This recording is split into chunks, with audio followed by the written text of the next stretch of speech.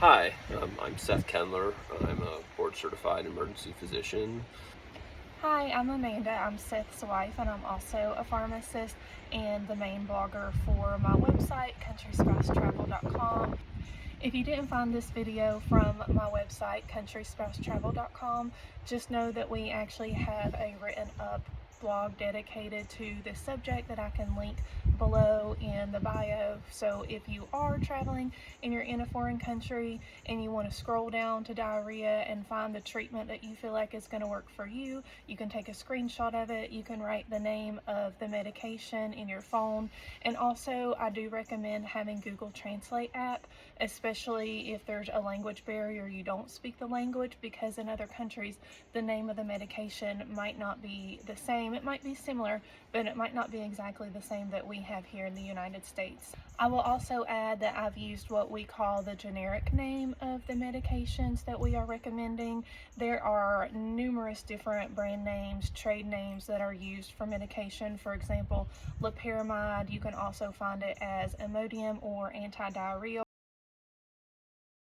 So now we're going to get right into talking about the topic of discussion today, which is when you're traveling and you happen to experience diarrhea. So I'm going to hand it over to Seth, who is the emergency physician and sees diarrhea quite commonly in his practice. Diarrhea is unfortunately so common in travelers that there is actually a symptom or a disease that is specifically called traveler's diarrhea. Where people live normally, your body is used to the type of things that you're exposed to, sometimes even the viruses or bacteria that you are, and when you travel, you encounter a new um, biome, if you will, there that can often cause some mild diarrhea, but there are certain kinds that can be really quite serious or even rarely life-threatening.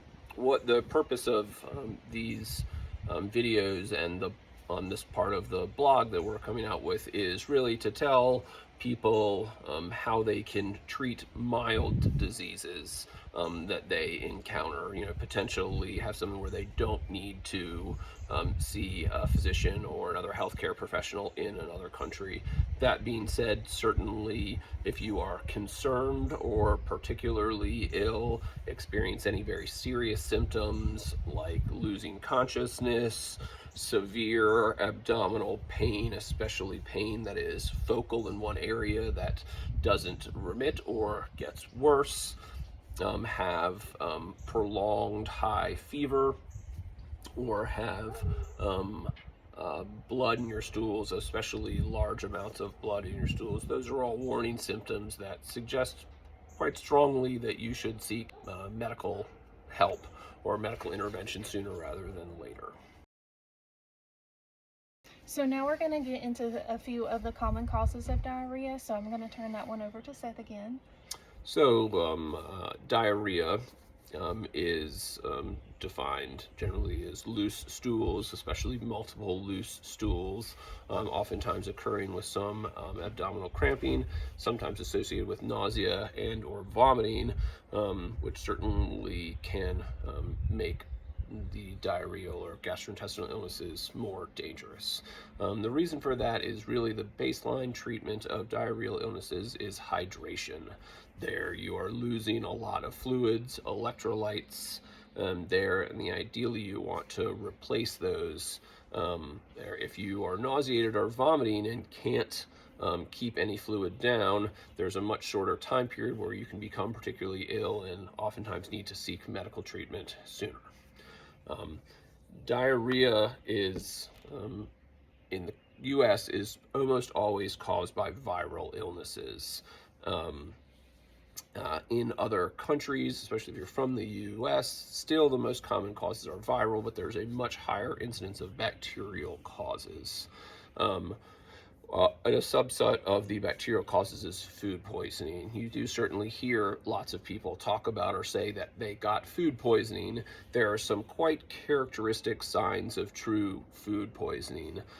What those are is that usually between 30 minutes and 2.5, 3 hours, you will experience the symptoms. They're sometimes associated with some allergic type symptoms like hives, and often begin really quite quickly and can be somewhat violent. You'll oftentimes have rough diarrhea and vomiting there, and oftentimes will be seen in groups. So if there's 4 or 5 of you went out to eat, and the 3 of you that had chicken are having it, that's a sign certainly that it's more likely food poisoning. If a few days later 1 or 2 of the others develop it there, well, that's a sign that actually is probably more likely to be a viral or contagious illness. Viral illnesses are more commonly or more easily transmitted than bacterial. Further things in differentiating the bacterial and viral, this is bacterial illness, diarrheas are more commonly have blood and bleeding with them, and again are really more dangerous. Viral illnesses certainly are not treated with antibiotics. That's why we don't treat hardly any diarrhea with antibiotics in the United States. Treating diarrhea with antibiotics in other countries is a somewhat difficult thing. If you're having, again, fairly mild symptoms, but they've been going on for 24 hours or so, mild symptoms being you probably know more than 10 or 12 episodes of diarrhea in that time, no severe abdominal pain, no large amounts of blood in the stool. This would be something where you could potentially consider taking antibiotics for diarrhea. I would not recommend doing that without having some contact with health professionals in the area, and Amanda can talk some about what the options may be to easily contact health professionals. So in other countries, pharmacists may practice a little bit differently than we're used to seeing here in the United States. Oftentimes, depending on the country you're in, the pharmacist is the most accessible healthcare provider that you could get in touch with. So the pharmacist in other countries could have a more expanded scope of practice. It's possible that you could see the pharmacist, discuss your symptoms. They're not going to perform an exam on you like if you were to show up to a clinic or hospital, but they also know what is an endemic or things that they see more commonly illness-wise in the region. We're not always familiar with that when we're traveling to new places. And it's also possible that they could provide just some basic treatment that doesn't require a prescription, which is quite differently than we're used to seeing here in the United States. But in other countries, especially rural countries of the world, the pharmacies can really help alleviate the pressure of their local healthcare systems. So this could save you potentially a trip to a clinic or a hospital if you feel like it is safe to first stop by the pharmacy and talk to their local pharmacist.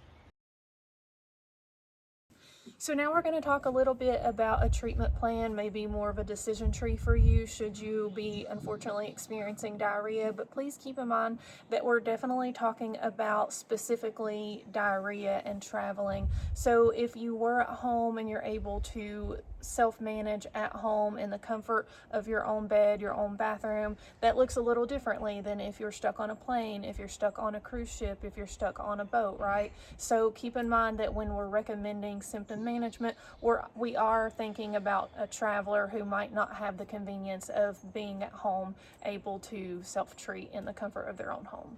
So let's turn it over to Seth for your thoughts on managing diarrhea should you be traveling and experiencing symptoms of diarrhea. Certainly hope you're not, but this is something that people will encounter really, unfortunately, fairly frequently. The major aspects, like we talked about earlier, of diarrhea are staying hydrated. What's happening in diarrhea is your body is not absorbing the liquids that you're ingesting, and sometimes even it gets severe enough that the intestines and the lung will be secreting fluid there, and what you want to try and do is replace that. And so for every episode of diarrhea, you get a general idea of the volume, 300, 400 milliliters, 12 ounces of Coke can there, and you want to replace that with an electrolyte solution there.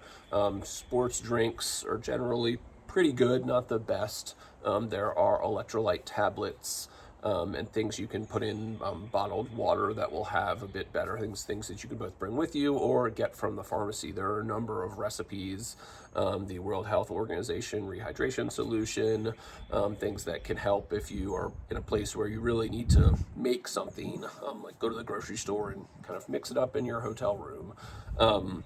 Something that can also help decrease fluid loss, but also with symptoms, is a medication called loperamide, or otherwise known as Imodium. What it does is it slows down your gut, and so you will both have fewer episodes of diarrhea, but you also may be able to lose less fluids. The general dosing for that is to take 4 milligrams or two 2 milligram pills at the first episode of diarrhea, and then every further episode of diarrhea, take one more 2 milligram pill.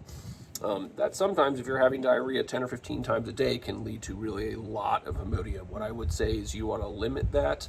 I would recommend taking no more than 8 milligrams in a 24-hour period. That's because, one, if it's so severe, you can sometimes cause yourself to have very terrible constipation following the diarrheal illnesses. Also, two, sometimes your body is really trying to get rid of those toxins there, and you want sort of a balance there. The notion of going back to having one stool a day and taking 30 milligrams of Imodium really is not a good idea, and that will cause you a lot of trouble in the longer term. Another thing that often happens in diarrheal illnesses is abdominal cramping. It can be pretty painful. A thing that can help differentiate more concerning abdominal pain versus cramping pain is the time that it takes there. And so cramping pain will usually start. Oftentimes it'll be associated with some gas or bubbling in the abdomen, oftentimes with an actual episode of diarrhea, but oftentimes it'll sort of wax and wane. The more concerning type pains, things indicating more severe illnesses, will be constant and oftentimes focal in one particular area, especially if you push on your abdomen and it's very painful in one area.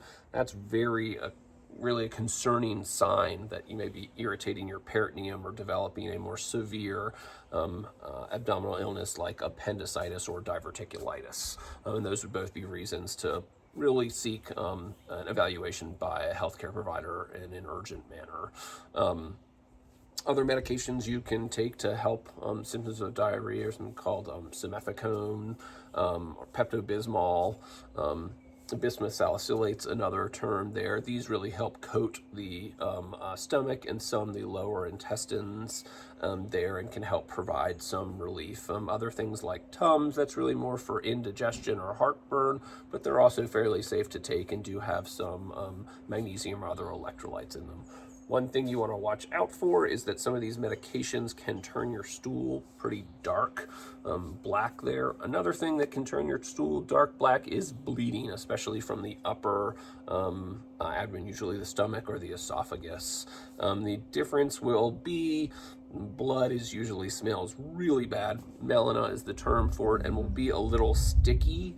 I know this sounds a little gross sometimes, but it is really fairly important. If you're having anything that looks like that, that really sticky, sort of tarry, like, oh God, what is that smell? Almost metallic kind of thing there. That's a reason to urgently seek intervention of healthcare, because that's a sign you're bleeding, and usually a fairly large amount, and that can be a really rapidly life-threatening condition. Bleeding in vomit will often look like coffee grounds, and we'll talk a little more later about other GI illnesses that more have nausea and vomiting associated with that. To sort of summarize with diarrhea, hydration. One other thing we should say there is some of the pain can help be managed with acetaminophen. In this instance, really, acetaminophen is a better medication to take for pain, as well as it'll help reduce fever rather than ibuprofen, because ibuprofen can be fairly irritating to the GI tract. Another thing is fever is often associated with these diseases. Kind of 38.5 C, 102, 102.5 Fahrenheit are kind of the limits where we start to really get worried. There isn't a clear, above this temperature, it's absolutely dangerous, and below it's not. But higher and longer fevers are really when we start to get more worrisome. If you've had a fever above 38.5 C for more than 48 hours, that's something where I really think you need to seek a healthcare evaluation, because the chance that you have a more severe illness is really quite a bit higher. Again, always the safer thing to do if you want there is to seek that evaluation. We understand that can be very difficult with traveling. Thanks, babe. I will also mention not to forget that we do have this typed up and written in a blog that I will link on the bio. I will also put it down in the comments.